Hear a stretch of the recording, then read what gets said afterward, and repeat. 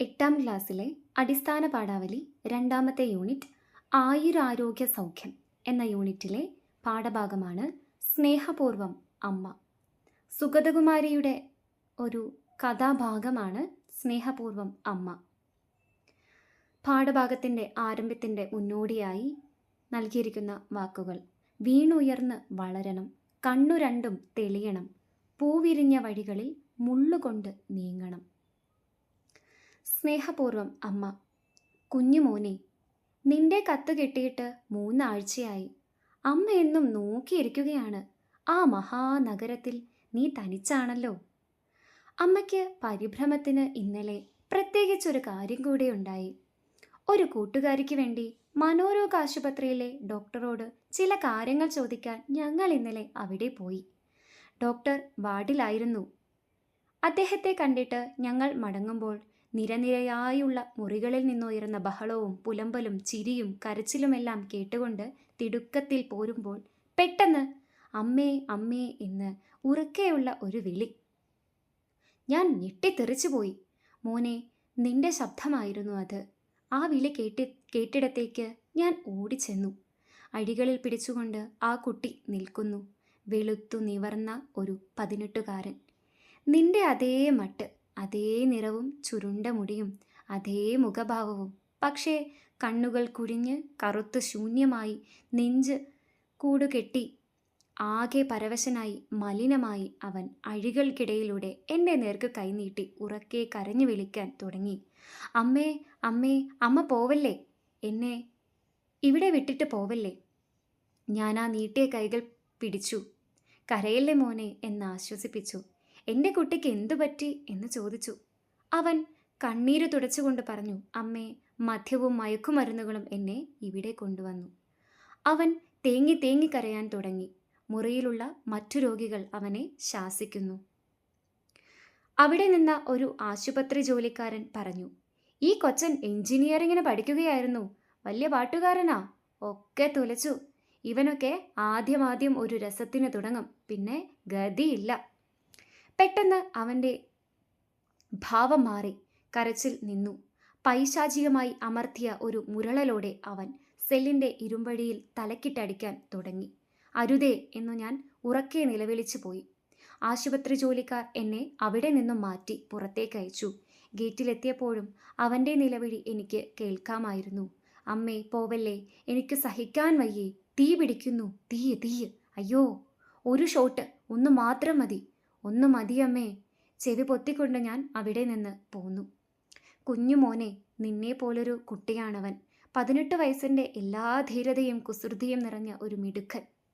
അച്ഛനമ്മമാർ ഏറെ സ്വപ്നം കണ്ട് ലാളിച്ചു വളർത്തിയവൻ. മിടുക്കിൻ്റെ അടിസ്ഥാനത്തിൽ എഞ്ചിനീയറിംഗ് കോളേജിൽ കയറിയവൻ. ആ കുട്ടി നാളെ അഭിമാനത്തോടെ ജയിച്ചിറങ്ങി ഈ നാടിനെ അന്തസ്സായി സേവിക്കേണ്ടവനാണ്. ഒരു കുടുംബം പോറ്റേണ്ടവനാണ്. അവൻ ഇതാ ചുരുണ്ട മുടിയാകെ ജട പിടിച്ച് ചോര കെട്ടി എല്ലും തോലുമായി കീറിപ്പറഞ്ഞ് മുണ്ടുമുടുത്ത് ഭ്രാന്താശുപത്രിയുടെ അഴികൾ പിടിച്ചുകുലുക്കി അലറിക്കൊണ്ട് നിൽക്കുന്നു.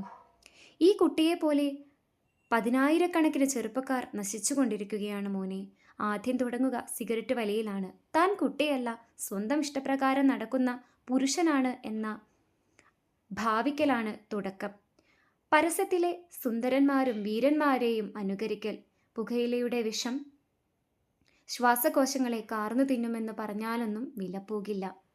തുടക്കം പുകവലിയിൽ നിന്നാണെന്ന് പറഞ്ഞല്ലോ. പിന്നീട് മദ്യമായി വലിയ ഹോട്ടലുകളിൽ ചെന്നിരുന്ന് പതയൊന്ന ഒരു ഗ്ലാസും കയ്യിൽ പിടിച്ച് വർത്തമാനം പറഞ്ഞിരിക്കുമ്പോൾ താൻ ഒരു വലിയ ആളായി എന്നും സ്വയം തോന്നുന്നു. പുകയിലയും മദ്യവും നൽകുന്ന ലഹരി പോരാതെ വരുന്നു. ഒരു കൗതുകത്തിന് പതുക്കെ കഞ്ചാവിൻ്റെയും മയക്കുമരുന്നിൻ്റെയും ലോകത്തേക്ക് നീങ്ങിത്തുടങ്ങുന്നു. ഒരു പിശാചിൻ്റെ ക്രൗര്യത്തോടെ അവ നിങ്ങളെ അടിമയാക്കും. പുകയായും പാനീയമായും കുത്തിവയ്ക്കലുമായൊക്കെ അവ വിഷമുള്ളിൽ കടന്നു തുടങ്ങിയാൽ പിന്നെ ഭ്രാന്താണ്. അവ കിട്ടാൻ വേണ്ടി എന്തും ചെയ്യും. എവിടെ നിന്നും മോഷ്ടിക്കും, ആരെയും കൊല്ലും, ഏതു കഠിനമായ കുറ്റകൃത്യവും ചെയ്യും. നിയമങ്ങളും മര്യാദകളും ആദർശങ്ങളുമൊക്കെ കാറ്റിൽ പറക്കുന്നു. മയക്കുമരുന്നിൻ്റെ മദ്യത്തിൻ്റെ അടിമ പിന്നെ അവൻ്റേതായ ഒരു അധോലോകത്തിൽ മുങ്ങിത്താഴുന്നു. ഈ കുട്ടികളെ നശിപ്പിക്കുന്നത് വൻകിടക്കാരാണ്. ഇതിൽ നിന്നും പണമുണ്ടാക്കുന്നത് കുത്തകക്കാരും വിദേശ മാഫിയ സംഘടനകളുമാണ്.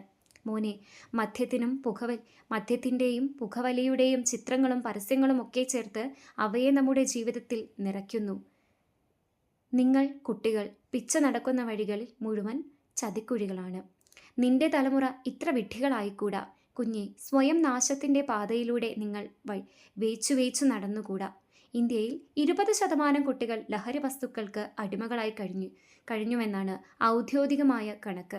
ഓർത്തു നോക്കൂ, നിന്നെപ്പോലെ ചൈതന്യമുള്ള കുട്ടികൾ ബുദ്ധിക്ക് മാന്ദ്യവും വയറ്റിൽ വേദനയും തളർച്ചയും കരൾ വീക്കവും പിന്നെ വിറയലും വിഭ്രാന്തിയും ബാധിച്ച് സാമൂഹിക വിരുദ്ധരായി, കുറ്റവാളികളായി, മഹാരോഗികളായി ഇഞ്ചിഞ്ചായി മരിക്കുന്നത്.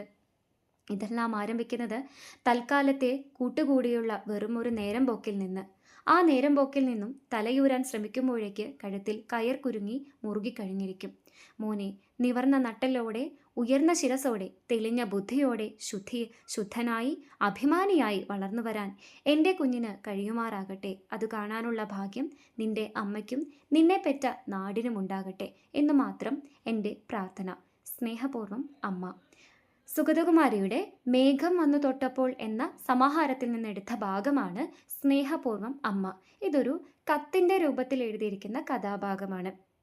സ്നേഹപൂർവ്വം, അമ്മ. അമ്മ തൻ്റെ മകൻ എഴുതിയിരിക്കുന്ന ഒരു കത്താണ്. ഇത് വെറുമൊരു കത്തോ ഒരു കഥയോ അല്ല. അതിലുപരി വലിയൊരു സന്ദേശം തന്നെയാണ് സമൂഹത്തിന് നൽകിയിരിക്കുന്നത്. ലഹരി വസ്തുക്കളുടെ ഉപയോഗം, മദ്യത്തിൻ്റെയും മയക്കുമരുന്നിൻ്റെയും പുകവലിയുടെയും ഉപയോഗം എത്തരത്തിലാണ് ആധുനിക സമൂഹത്തെ, യുവതലമുറയെ ബാധിക്കുന്നതെന്നും അതിൻ്റെ അനന്തര ഫലങ്ങൾ എന്തൊക്കെയാണെന്നും ഈ അമ്മ നമുക്ക് പറഞ്ഞു തരുന്നു.